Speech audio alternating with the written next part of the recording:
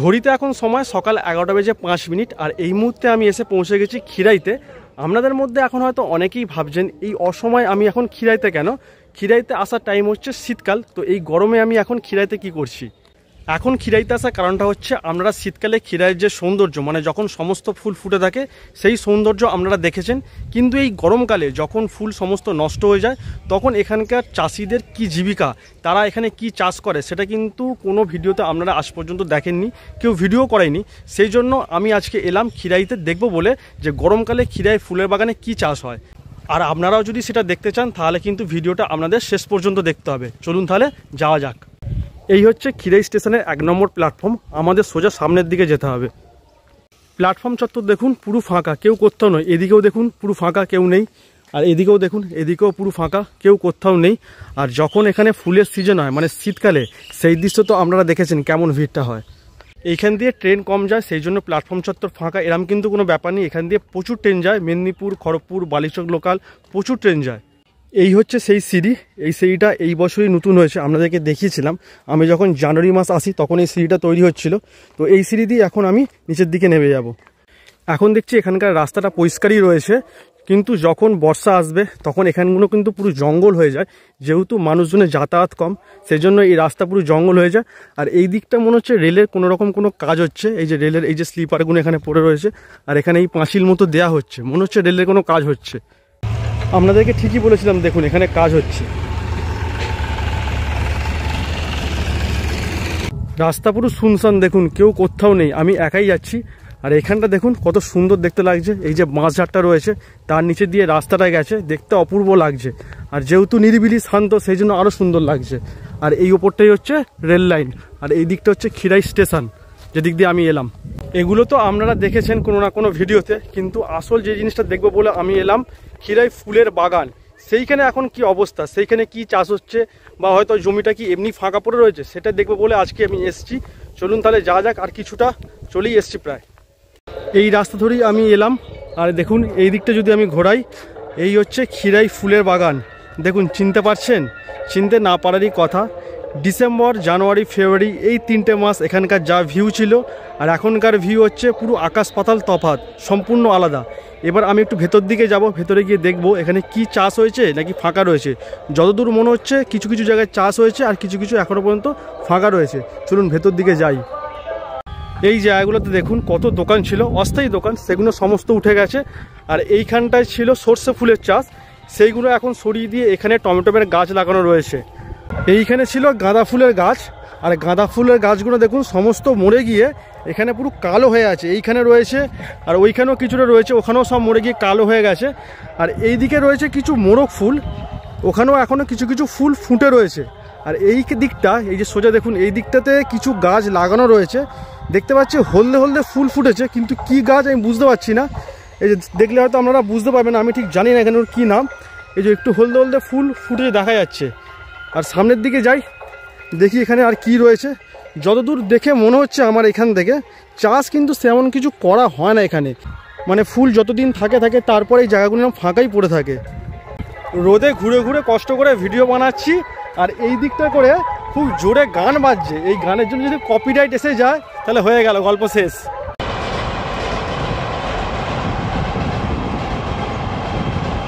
এই দিকটা তো সেই একই গাছ লাগানো রয়েছে, হলদে হলদে ফুল ফুটেছে, এগুলো কি আমি ঠিক বুঝতে পারছি না। আর এই দিকে দেখুন এইগুলো হচ্ছে আলু গাছ, ছোট ছোট আলু গাছ লাগানো হয়েছে। আর এইদিকেও কিন্তু ওই গাঁদা ফুল ছিল, সমস্ত ফুল গাছ মরে গিয়ে কালো হয়ে গেছে আর পুরো জঙ্গলে ভর্তি হয়ে গেছে।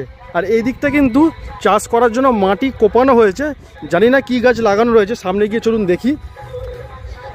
আর এইদিকে তো বিশাল জোর জোর গান বাজছে, যত সামনে যাচ্ছে এদিকে গানের জোর বেড়ে যাচ্ছে। এখানে মাটি কোপানো হয়েছে আর ছোট ছোট কিছু গাছ লাগানো রয়েছে, বড় হয়নি, সেই জন্য বুঝতে পারছি না এখানে কি গাছ লাগানো রয়েছে। আর একটু সামনের দিকে যাই, সামনের দিকে যত যাচ্ছে এদিকে কিন্তু জঙ্গল ভর্তি, দেখতেই পাচ্ছেন আপনারা দেখুন। আর এইগুলো কি পার্থেনিয়াম না কি নাম, এই যে গাছগুলো দেখলে হয়তো আপনারা বুঝতে পারবেন, কমেন্ট করে জানান তো পার্থেনিয়াম কিনা। দেখুন এই দিকটা কত জঙ্গল, দেখুন মানে সমস্ত গাছ মরে গিয়ে বড় বড় জঙ্গলে পরিণত হয়ে গেছে জায়গাটা। খিরাই বলে কেউ বলবে, কেউ চিনতেই পারবে না এই জায়গাটা খিরাই বলে। এইখানটা দেখুন মাটি কুপিয়ে ছোট ছোট গাছ লাগানো রয়েছে, জানি না কি গাছ, বোঝা যাচ্ছে না। এইখানটা দেখছি কোপানো রয়েছে, আর ওইদিকে দেখলাম কোপানো রয়েছে। আর সামনে ওখানে একটা গাঁদা ফুলের মানে এখনও গাছ রয়েছে, কালো হয়ে গেছে কিন্তু ছোট ছোট ফুল ফুটে রয়েছে। আর এই দিকটা দেখুন কি বড় জঙ্গল এই দিকটা। আর এই দিকটা দেখুন তার দিয়ে ঘেরা রয়েছে। এখানে মনে হচ্ছে কোনো ভালো কিছু গাছ চাষ করা হয়েছে, জানি না কি গাছ, লতানে গাছ দেখে মনে হচ্ছে কুমড়ো লাউ এরকম টাইপের দেখতে লাগছে। তো তার দিয়ে ঘেরা রয়েছে, এখানটা খুব সুন্দর করে কিন্তু চাষ করা রয়েছে। আর একটা ট্রেন যাচ্ছে দেখুন, এটা যতদূর মনে হচ্ছে ঘাটশিলা মেমু দেখে মনে হচ্ছে। বন্যা হবে ও, সেজন্য এখন চাষ বন্ধ। শুধুমাত্র সময়ের অপেক্ষা কোত্থেকে যে কি হয়ে যায় তা কিন্তু কেউ বলতে পারে না, সেটা মানুষের জীবনই হোক বা কৃত্রিমভাবে তৈরি করা কোনো জিনিসই হোক। সেটাই কিন্তু আজকে এই খিলেতে দাঁড়িয়ে তার উদাহরণ। কদিন আগেও এই জায়গাটা যা চাহিদা ছিল, কত মানুষের ভিড় হতো, সবাই আসতো, ফুল দেখতো। আর এখন দেখুন কেউ কোথাও নেই, পুরো জায়গাটা জঙ্গলে পরিণত হয়ে গেছে। এই জায়গাগুলো দেখুন কি অবস্থা, দেখুন পুরো কালো হয়ে গিয়ে যেন মনে হচ্ছে পুড়ে গেছে। আর কত ঘন আর বড় জঙ্গল দেখুন এখানে। এত জোরে গান বাজছে কানের সামনে। এই সামনে একটা রাস্তা রয়েছে, সেই রাস্তার ওপরে গাছের মধ্যে বড় বড় সব মাইক লাগিয়েছে, মানে চোঙা যেগুলোকে বলে।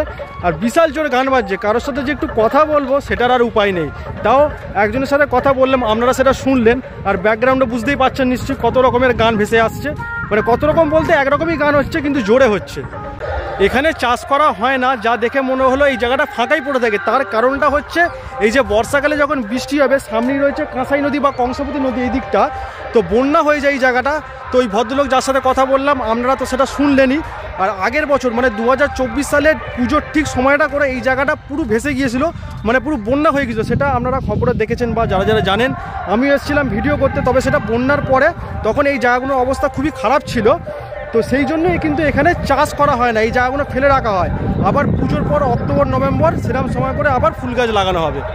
দেখুন এই হচ্ছে কাঁসাই নদী বা কংসাবতী নদী। এখন যেমন দেখছেন জল একদমই নেই। যখন বর্ষাকাল বৃষ্টি হবে তখন কিন্তু এর জল বিপদসীমার ওপর দিয়ে পড়বে। মানে এই সমস্ত যে জায়গাগুলো আপনারা দেখছেন এখন ফাঁকা রয়েছে, এইগুলো পুরো জলে ভর্তি হয়ে যাবে। 2024-এ এই যে রেল ব্রিজ দেখছেন, রেল ব্রিজের একটু নিচে অবধি জল ছিল। মানে বুঝতে পারছেন এই কাঁসাই নদী কতটা ভয়ঙ্কর হয়ে যেতে পারে বর্ষাকালে। সেই জন্য এখানে আরও চাষ করা হয় না। আর এই যে রেল ব্রিজ দেখছেন, চলুন আমি চেষ্টা করব এই রেল ব্রিজের ওপর থেকে আপনাদেরকে একটু ভিউটা দেখাবার। জানি না উঠতে পারবো কিনা, তো দেখি ওটা যায় কিনা। ওইদিকে সিঁড়ি করা রয়েছে, এর আগের বারে উঠেছিলাম, কিন্তু এখন দেখছি বাঁশ দিয়ে ঘেরা রয়েছে। চেষ্টা করব যাতে ওঠা যায়, চলুন দেখি। এই হচ্ছে রেল ব্রিজে ওঠার সিঁড়ি, এইখান দিয়ে আমাদেরকে ওপরে উঠতে হবে। কিন্তু এই যে সামনে দেখতে পাচ্ছেন বাঁশ লাগানো রয়েছে, এটা কি না ওঠার জন্য করা রয়েছে জানি না আমি ঠিক। চলুন দেখি, পাশ দিয়ে অবশ্য ওঠা যাবে, বাঁশটা এমনি ফেলা রয়েছে। এই যে উঠে পড়েছি ওপরে। এই যে একটা ট্রেন আসছে দূর থেকে, আর এইদিকেও একটা ট্রেন আসছে, মালগাড়ি।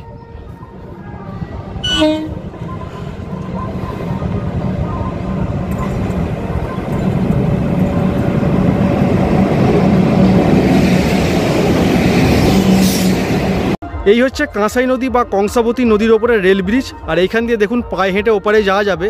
আমি আর ওপারে যাচ্ছি না বা মিডিলেও যাব না, আমি এইখান থেকেই আপনাদেরকে আর একবার ক্ষীরাইয়ের ভিউটা দেখিয়ে দিই। দেখুন, আর এখনকার ক্ষীরাইয়ের ভিউ আর শীতকালের ক্ষীরাইয়ের ভিউ দেখুন সম্পূর্ণ আলাদা। এখনকার ভিউটা কি বলবো, আর শুকনো টাইপের ভিউ, শুকনো ভিউ। আজকের এই ভিডিওটা কেমন লাগলো সেটা আর বলবো না। আপনাদের যদি ভালো লেগে থাকে অবশ্যই তাহলে একটা লাইক করে দেবেন। আজকের এই ভিডিওটা ইনফরমেটিভ টাইপের একটা ভিডিও হলো। তো দেখা হবে বা পরবর্তী ভিডিও, ততক্ষণ পর্যন্ত সবাই ভালো থাকবেন, সুস্থ থাকবেন আর সাবধানে থাকবেন। দেখা হবে বা পরবর্তী ভিডিও। আজকের মতো টাটা।